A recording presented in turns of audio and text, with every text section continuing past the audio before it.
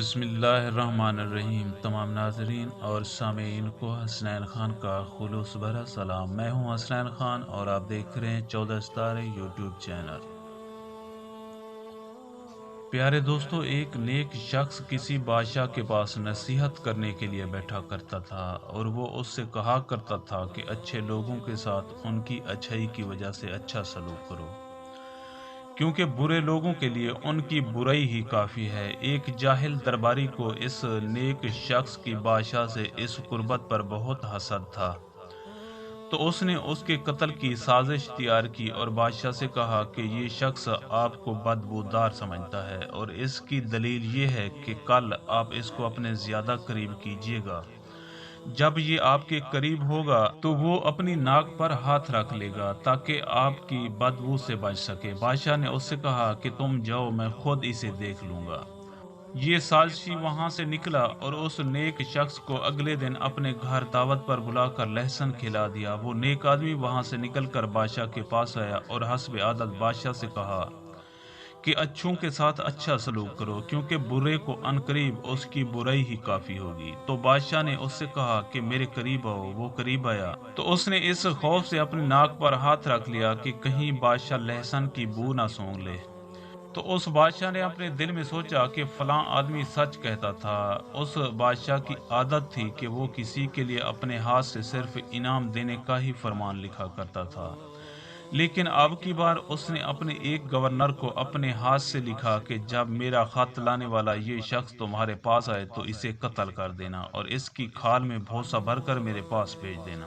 اس نیک آدمی نے وہ خط لیا اور دربار سے نکلا تو وہی سازش کرنے والا شخص اسے ملا۔ اس نے پوچھا کہ یہ خط کیسا ہے؟ تو نیک آدمی نے جواب دیا کہ شاید بادشاہ نے مجھے انعام لکھ کر دیا ہے۔ تو اس شخص نے کہا کہ یہ مجھے ہبہ کر دو۔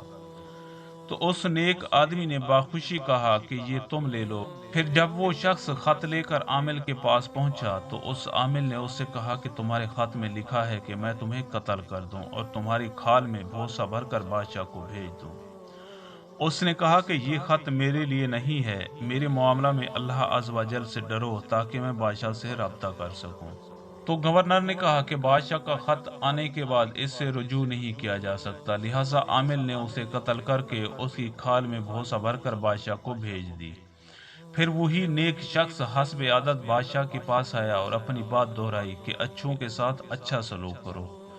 تو بادشاہ نے حیرت زدہ ہو کر اس سے پوچھا کہ تم نے خط کا کیا کیا؟ اس نے جواب دیا کہ مجھے فلاں شخص ملا تھا، اس نے مجھ سے وہ خط مانگا تو میں نے اسے باخوشی دے دیا۔ تو بادشاہ نے کہا کہ اس نے مجھے بتایا تھا کہ تم کہتے ہو کہ میرے جسم سے بو آتی ہے۔ تو اس نیک شخص نے جواب دیا کہ خدا جانتا ہے کہ میں نے تو ایسا کبھی نہیں کہا۔ پھر بادشاہ نے پوچھا کہ تم نے اپنی ناک پر ہاتھ کیوں رکھا تھا؟ اس نے بتایا کہ اس شخص نے مجھے لہسن کھلا دیا تھا اور میں نے پسند نہ کیا کہ آپ اس کی بو سونگھیں۔ بادشاہ نے کہا کہ تم سچے ہو، اپنی جگہ پر جا کر بیٹھ جاؤ، برے آدمی کی برائی اسے پہنچ چکی ہے۔ دوستو، اللہ عز و جل ہم پر رحم فرمائے۔ حسد کی برائی میں غور کرو کہ نبی اکرم صلی اللہ علیہ وآلہ وسلم کے اس فرمان عالی شان کی حقیقت جانو کہ اپنے بھائی کی پریشانی پر خوشی کا اظہار مت کرو، کہیں اللہ عز و جل اسے اس سے نجات دے کر تمہیں اس میں مبتلا نہ فرما دے۔